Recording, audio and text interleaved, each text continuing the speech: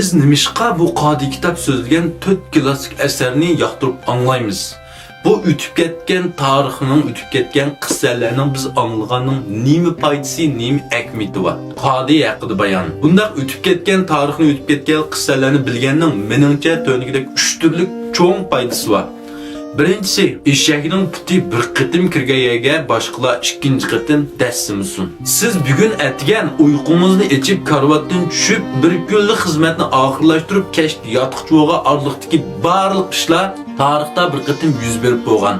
Bugun qayta takrorlanadi xolos. Ya'ni sizning bu hayot yo'lingizda siz uchraydigan egri-bugur yo'llar, qatanlar, qiyinchiliklar hammasi shu tarixda o'tgan. Bularni hal qilish, bulardan mayliq bilan foydalanish yo'llari shu tarix nomlarga, shu qissalarga, shu bayonlarga allburun yozilgan va so'zilgan.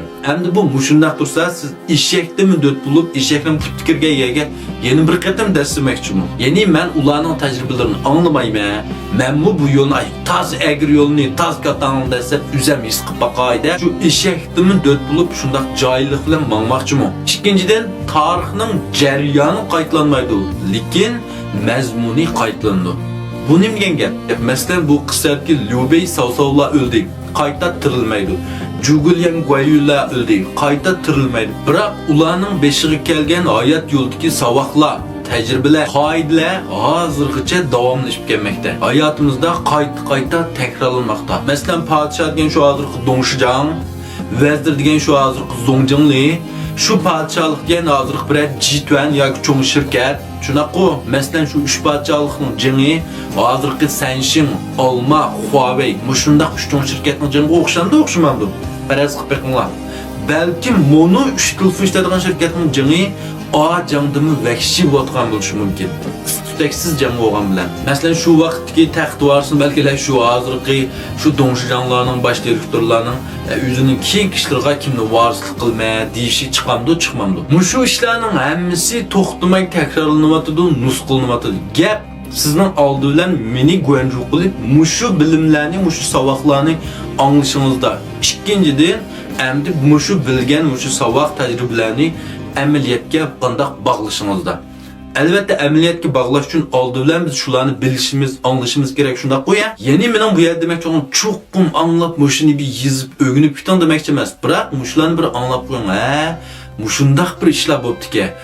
Mushundaq bir savoqlar bo'pti-ki. Mushundaq bir hikoyalar o'tibdi-ki desangiz, bugun bo'lmasa atomuz o'gun sizning beshingizga kelib qolishi mumkin. Shu vaqtda ma Jugo qadi rost debdi-ki deb qilsiz. Uchinchisi yana eng muhimi tarix qarab kelgusini bilgil bo'ldi. Ya'ni hozirgi shirkatlarning o'zining tutgan yo'li qarab shu shirkatning kelgusini oldin tasavvur qila olasiz.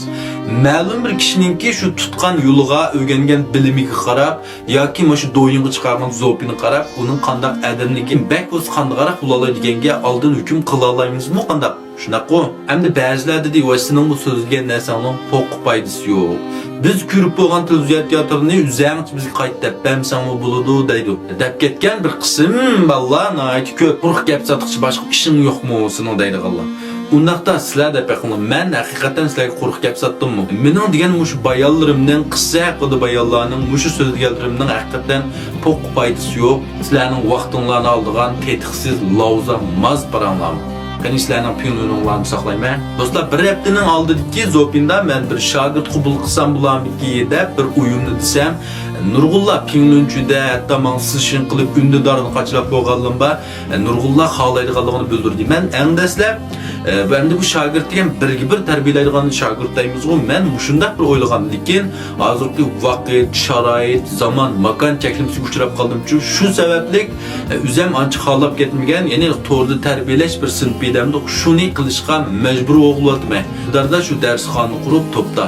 Buningda birinchi so'zlaydiganim albatta shu 4 klassik eser, biz so'zlagan g'arb sayohat, 3 podshohlik haqida qissa qatorliq. Ikkinchi bo'lib, do'yinni qanday boshqarishimizni qilib, asrimizning ko'rilishini tez surat yuqori ko'taramiz, funksiyalarni avutimiz. Masalan, mening T funksiyalarim bo'lsa, biladi men shu 40 ming funksiyani shu Moskva vaqtga 2 oy vaqtdan foydalanib to'pladim. Sirq chiqqandan keyin ko'p zopim yo'llab baxmadim, shibom yo'llab baxmadim. Shu vaqt yo'llagan shu 40 ming funksiya peti turibdi.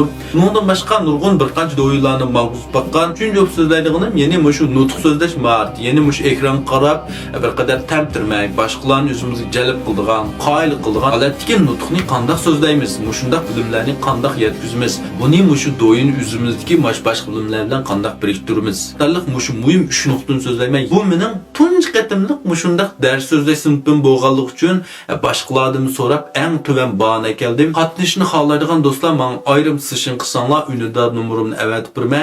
Anan keyingi gapni ashara deyishimiz. Shunga men zopinni to'xtamay bir funksiyon qilib qo'ysanglar. Texnik ko'p bolalar bundan xabar topgan bo'lsa. Ko'pchilikka rahmat.